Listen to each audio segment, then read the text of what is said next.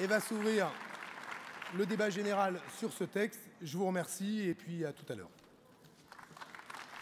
Merci Benoît. Ce matin, nous allons donc avoir d'abord un débat général sur la Convention, sur le texte de la Convention. Ensuite, nous aurons une table ronde autour de la question de la réussite et de l'éducation. Et puis ensuite, un débat, après cette table ronde, sur les thèmes abordés dans la table ronde.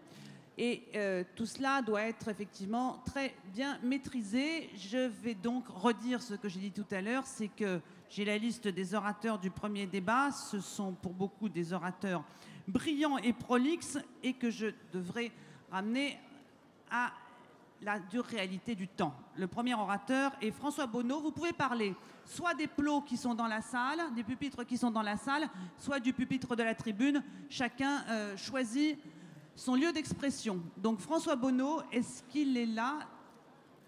Il n'est pas arrivé. Donc je passe directement ensuite à Patrick Menucci pour 5 minutes. C'est à toi Patrick. Et 1 minute avant la fin, je vous indiquerai qu'il reste 1 minute. Chers camarades, d'abord pour dire la satisfaction de notre courant pour le travail qui a été fait par Benoît, le remercier, considérer que la façon dont notre parti a pris cette convention est excellente et le fait que la commission des résolutions ait entendu le travail des fédérations, je crois, montre que notre parti est vraiment dans la bonne voie en ce qui concerne la démocratie et la représentation de tous, de ceux qui veulent s'exprimer, qui travaillent, comme nous le faisons ce matin. Depuis 3 ans, Nicolas Sarkozy applique une politique qui veut imposer l'inégalité dans ce pays. Et c'est notre intérêt, je crois, d'avoir aujourd'hui ce texte qui montre comment les socialistes, eux, veulent imposer l'égalité. Au fond, on est dans ce binôme très simple de l'élection qui s'approche et des moments qui s'approchent.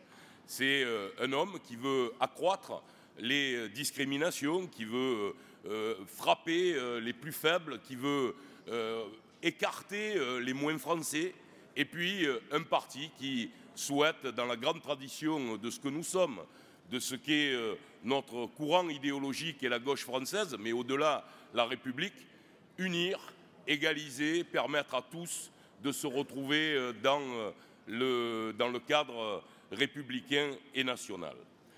Des amalgames, je voulais dire un mot là-dessus parce que nous avons travaillé beaucoup sur les amendements, des amalgames entre religion, délinquance, origine a été un des points qui a été central dans le travail de ce gouvernement avec malheureusement l'aide de Besson et de quelques autres.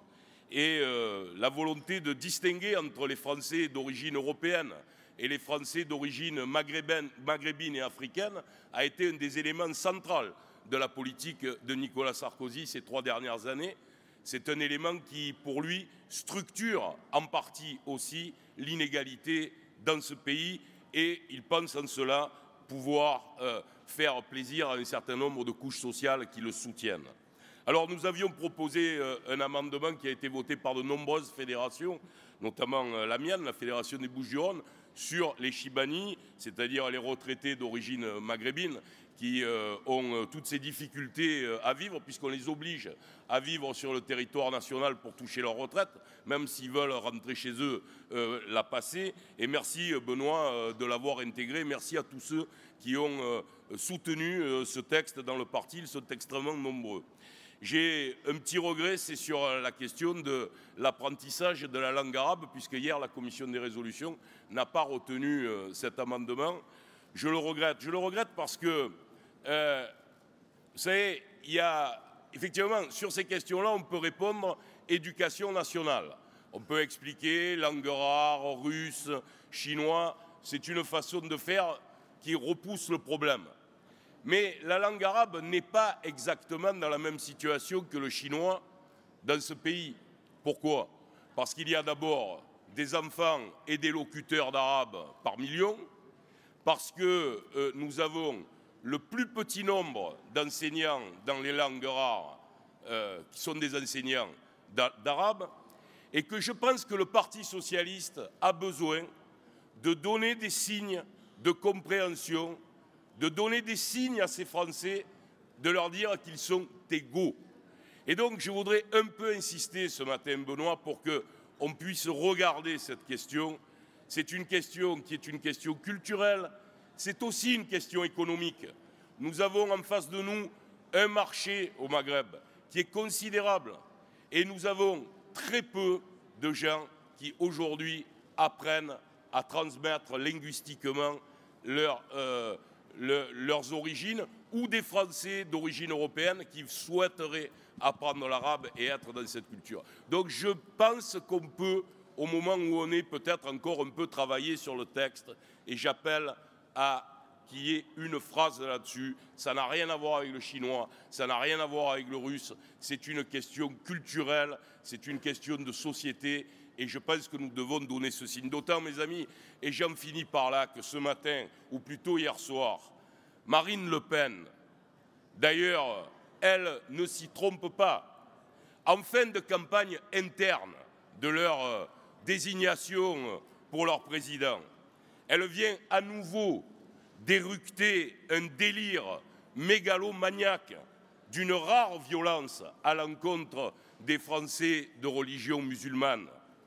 Dire que ceux qui prient dans la rue le font comme des troupes d'occupation allemandes, c'est d'une rare ignorance ou d'une rare violence. Pourquoi? Parce que ceux qui prient dans la rue, je le sais, dans mon secteur municipal, il y a rue des Récolettes, tous les vendredis, pendant une demi-heure, des gens qui prient dans la rue. Pourquoi le font-ils? Parce qu'ils ont une salle de prière de 20 mètres carrés et qu'ils n'ont pas à Marseille. Ça fait 40 ans que nous attendons une mosquée que nous n'avons pas. Donc il y a une question réelle. Et la deuxième chose qui est insupportable, de dire qu'on peut comparer ça à des troupes d'occupation, c'est qu'une ville comme Marseille, elle a été libérée, je termine, elle a été libérée par le 151e bataillon de tirailleurs algériens. C'est ces hommes qu'on a envoyés, sur la colline de Notre-Dame-de-la-Garde, là où c'était le plus difficile pour déloger les nids de mitrailleuses et les canons allemands. Et quand on regarde la liste de ceux qui sont tombés pour la libération de Marseille, mais je suppose que ça peut s'expliquer aussi de la même façon ailleurs. Pour un Marseillais qui était dans la résistance, qui est tombé, et il en est tombé de nombreux, il est tombé 2 tirailleurs algériens.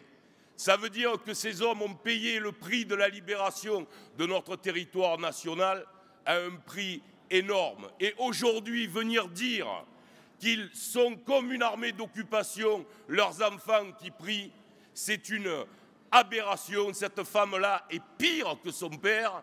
C'est une véritable appel à l'émeute. Imaginez ce que ça veut dire demain dans les cités. Imaginez ce que cela veut dire. C'est pourquoi je crois, Benoît, que nous devons faire un petit effort dans le signe qui est donné à nos compatriotes ce matin.